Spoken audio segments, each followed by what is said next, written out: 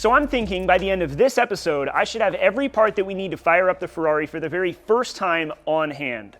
The flywheel bolts just arrived, I've got fuel injectors on the way, and I finally have my hands on the beautifully built Rywire body harness. But there's still a lot of work left to do in order to put all of those pieces together and make this car run. But I think with a bit of luck, we might actually have this thing fired up sometime in the next couple of weeks. We are dangerously close at this point, and I'm excited for it. And I don't want to drag it on any longer than it has to. We're going to talk about that at the end of the episode. I've got some thoughts for you guys. But for now, let's get some work done and put this car back together. Picking up right where we left off in the last episode, we were attempting to install our Clutchmaster's 725 series clutch and flywheel combo, but we needed these. And no, they're not bullets to put this car out of its misery, there are much needed flywheel bolts, which we were unable to make any forward progress without. I turned to 4-piston to source some ARP hardware because, as always, I want the best of the best when it comes to this build. I've had flywheel bolts shear in the past, and trust me, it makes a huge mess of things. But before we can install the flywheel with the hardware, we need to take some measurements because we're installing a hydraulic throwout bearing. This kit should be good to go out of the box, but I like to play it safe and confirm everything. It includes shims for a reason, and we might need a few. By measuring the crankshaft depth, the offset of the throwout bearing, and the overall height of the clutch and flywheel assembly itself, we'll get a handful of numbers we can use to figure out exactly how much of an air gap we'll have between the throwout bearing and the fingers of the pressure plate. I know that sounds pretty complicated, but we're really just looking for about 120 thousandths of clearance to know that we are good to go. With our measurements confirmed, we can now disassemble the clutch stack for installation of the flywheel, and doing so does give us an opportunity to see exactly how Clutchmasters managed to fit 2 sprung clutch discs inside of this thing. It's a unique, very low profile, flat spring that nests inside of the clutch. For installation of the flywheel itself, we're installing these bolts dry with no Loctite whatsoever, exactly as prescribed by both 4-piston racing and ARP.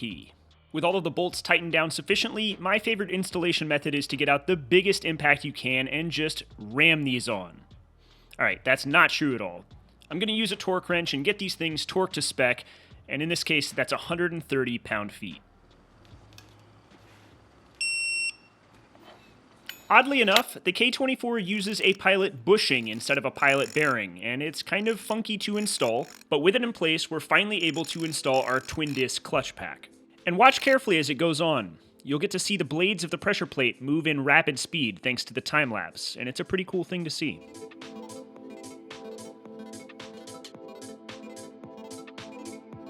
The entire assembly is torqued to spec, and it looks great on the engine. So, now it's time to do a little bit of cleanup, and then install that transmission. Alright, now as I put my torque wrenches away, I'm going to give you a quick tip that plenty of you are going to think I'm totally paranoid about, but when I put these away, I always take the batteries out of them. And that's because it only takes one leaky battery that decides to ooze itself out to completely destroy a $500-600 or more torque wrench, and I'd rather save myself the hassle. Because even something like a Snap-on with a lifetime warranty is not covered if your batteries kill it.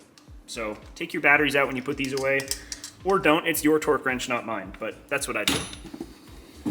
Because the transmission has the differential inside of it, it is really heavy. Installing this was quite a chore, and I had to disassemble the entire pressure plate setup several times to check alignment for the clutch discs, but after more than an hour of labor, I finally got this thing seated up properly without drawing it in with the bolts, an always troublesome temptation to resist. But there's more that we have to install on the engine while it's out of the car, and next on the list is a not-so-exciting starter. This one, in fact, is bone stock. Maybe we'll replace it with something cooler later, but for now, we're going to need it in order to fire the car up for the first time. This is definitely a serviceable part with the engine in the car. However, there's a lot more access and not a bunch of tube work to lean through if we do it here. Now let's move on to parts that are actually a bit more interesting. I finally have the fuel injectors that we need for the 308 project. I've opted for some Injector Dynamics ID 1700 XDSs, and they're plug and play for the K24. These fuel injectors should be big enough for us to hit 1,000 horsepower at the wheels, but it's not going to do that on E85 fuel. So as I get these installed, let's take a minute to talk about my choice in fuel. Although my fuel cell and all of my fuel lines are E85 compatible, my fuel pump is not up for the task. Flowing enough E85 in order to hit 1200 horsepower at the crank requires an immense amount of fuel flow, and the one that I have now is spec'd out for gasoline. Changing to one that's capable of E85 at that flow level would cost me several $1,000s, and I like the fact that I can get race gas at any of the tracks I normally go to. E85 is a different story, and I'd have to bring my own. E85 can also be really hard on fuel systems, and I don't know how often I'll be driving this car, and I don't want to have to drain the system every time I park it. Gas also smells better, makes bigger fireballs, and is a bit more fun, so for now, I'm going to try it out. And if I struggle maintaining temperatures, I'll simply switch over to E85 and eat the cost. So we've got the engine and the transmission put together, everything looks pretty good, but we can't put it back into the car yet because we've got a lot of other stuff we need to do in the engine bay, and it'll be a lot easier without an engine in the way. We've got to make a mount for that water pump, we've got to install another new water pump, and we've got to talk battery boxes, so let's dive right into that. This is the water pump that we're going to be using to cool the engine, and it's going to be flowing water from the back of the car to the radiator at the front. This particular pump comes with a mounting bracket meant to make mounting it to your car a bit easier because it's admittedly a pretty odd shape.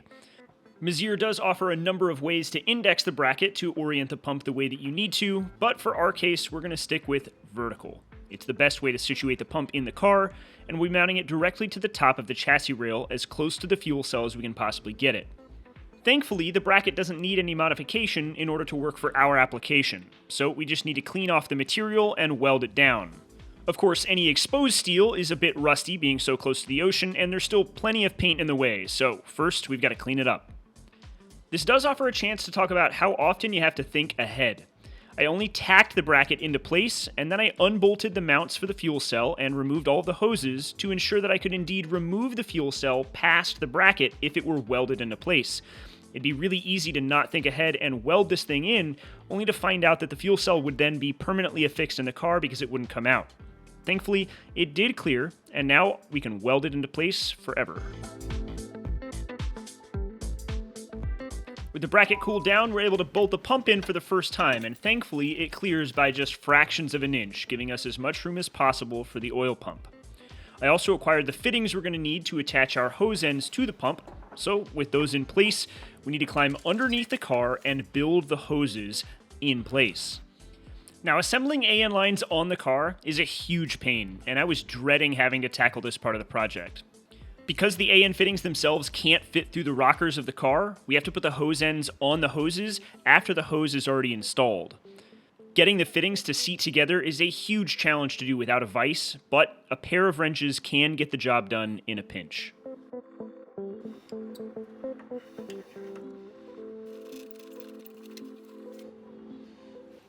And that is another thing we can cross off of the list. You can see the pump in place and the hose retreating underneath the battery and through the rocker panel. I like this setup. Simple, elegant, and out of the way. This is the other water pump that we have to mount, the one for our water-to-air intercooler system. And you might remember it from when we stole it so that we could get the Model A up and running by mounting it behind the engine. So I ordered up a second one, and I dug out the mount that we made previously in an episode a long time ago, and now we're going to make some modifications in order to actually mount it to the chassis of the Ferrari. Unlike the bracket for the primary water pump, I want to bolt this one to the chassis instead of welding it, because I think that gas tank removal will require it. I also might want to move this in the future, so I think a bolted connection is a smarter move. In order to pull that off, we're going to drill a hole through the base of it, and I'm going to weld a stud through it. While we could simply just use a bolt and a nut, I'd rather not have to fish a wrench up into the engine bay in order to hold both sides of this bolted connection. By welding a stud into place, we can simply use a socket underneath the car. To keep the stud from moving around while we weld it, I'm clamping the entire thing down using a clamp and a socket. This way, the added heat won't send the stud sideways and make this whole bracket sit crooked once we actually put it in place. With all the zinc plating removed, it's time to stick this thing together.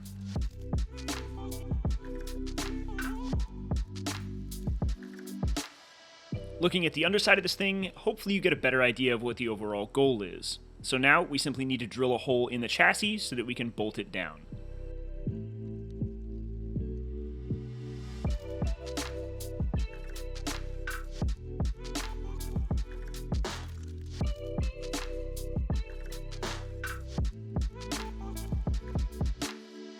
All right, that's two more very important pieces of the puzzle done. They're in the car. All we got to do now is plug them in and make one coolant line that I've needed that pump in place in order to do. Now, in order to run those, we need to wire them up. So let's take a look at the body harness. This is definitely the biggest piece of the first start puzzle that we've been missing. It's the rest of our wiring harness, and with this, we'll be able to distribute power throughout the vehicle. While most of this harness is for simple things like lighting, there are a few bits and pieces to it that are crucial for starting the Ferrari for the first time. So let me do my best to give you a quick rundown on what we have here. So this is the chassis harness, and it differs from the harness that you've normally seen, which is actually sitting right here. This is the engine harness, and it powers all of the engine kind of bits and pieces, things like fuel injectors, ignition, temperature sensors, and that kind of stuff. But over here, we've got a harness that will actually run your normal car systems. So for example, all of our tail lights and brake lights, turn signals, headlights, our dash, basically everything that you normally need in order to drive a car is right here. Now, some of this stuff is related to the engine, and you can tell that side by it being ray-chemmed, or more like what you would call a mil-spec harness, some people at least. And so all of this is meant to be in the engine bay. We've got things like our intercooler pumps, and we've got a couple of extra sensors that we needed to bring into this harness. But otherwise, everything else is a more simple kind of standard wiring loom. And all of the lengths of this stuff is perfectly measured for the Ferrari. So Ryan from Rywire did come out to the shop and measured the entire chassis and did a rough layout so that we know exactly how long all of these wires need to be. So we can just kind of set this stuff back down into the car, and it should work perfect. It's a custom harness, and I'm pretty fortunate to have it because Ryan doesn't normally take on custom projects like this, so I was pretty excited when Rywire was willing to come on board and do this, and now I know that the car is going to be wired perfectly. Now there is one other aspect to this, and here we have a second PDM. Now the Nexus R5 from Haltech that we're running as a standalone system does include an integrated PDM, but because I've got so many electronic components, so many water pumps and things like fans and what have you, we're asking a lot of that one PDM. So Rywire has figured out how to integrate a second PDM of his own so that we're not really maxing out on our power distribution, and it should work really well. He's figured out how to integrate it into the Haltech ECU and a single Haltech CAN pad, so I'm really excited about that. It should work just totally seamlessly, but that's why you turn to somebody like Rywire. I'm excited to get this stuff in the car, but we're not going to put it in yet because there's not a huge reason to do this until we're actually ready to fire it, and as you guys see, the engine's not in the car yet. Now we also need to give this stuff power, so let's talk about that battery box. Ultimately, the battery's going to sit inside of the rear fender on the passenger side. This is a nice, low, out-of-the-way place to put it, and it should be safe here. But it does need a secure mount, and that mount needs to attach to some sheet metal that already exists. So in a previous episode, we went through the process of drawing up a secure and safe battery box, something made from aluminum that we can have laser cut from our friends at Send Cut Send, and then fold up and weld together here at the shop. I put together a basic design that accomplishes what we need it to, but I didn't fully flesh out the idea. So since that episode, I've gone back and done a bit of modification to the drawing. Most of it's with a focus on removing material so that we can save a bit of weight and make this part look better than some simple sheet metal. Now the entirety of the design is comprised of just 4 pieces and a hinge.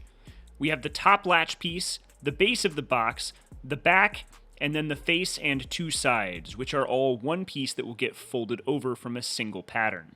Fusion 360's sheet metal tools allow us to take this part and unfold it. It'll give us what's called a flat pattern, and here you can get a better idea of what we will receive from Send Cut Send when we place our order.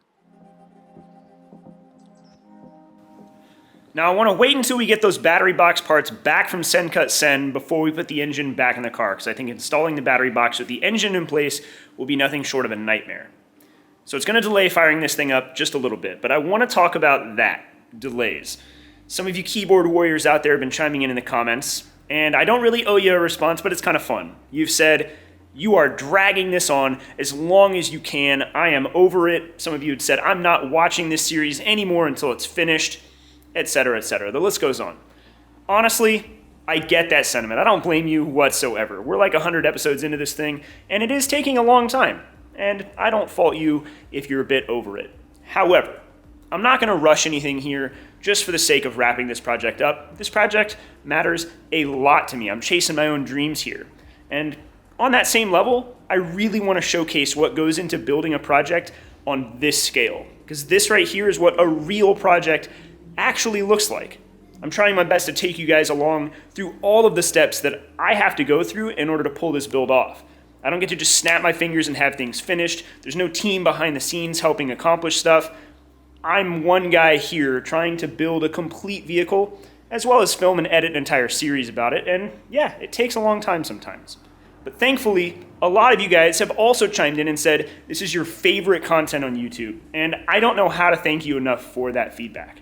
Comments like that make all of the work that I put into these episodes totally worth it. And the fact that there are 95,000 of you guys that have subscribed and have said, I want to keep seeing this stuff, means the world to me. I don't even know how to thank you enough. This is really kind of that last milestone before we hit 100K. So thank you to those of you that are sticking around, that want to keep seeing the progress, and that do have an appreciation for what it takes to tackle a project like this one, including the steps of it that are kind of boring or kind of suck, because trust me, there are days I'm here in the shop just trudging through it, suffering through it. But that's what a real build looks like. It's not always entertaining, it's not always eyeball fodder, if you will, if that makes sense. Sometimes it's just work. But I'm here for it, and I'm taking you guys with me. Thank you for coming along. This episode's a wrap. I'll catch you guys on Tuesday. Obviously, I've got a ton of work to do, but I'll see you then. Thanks as always for the support.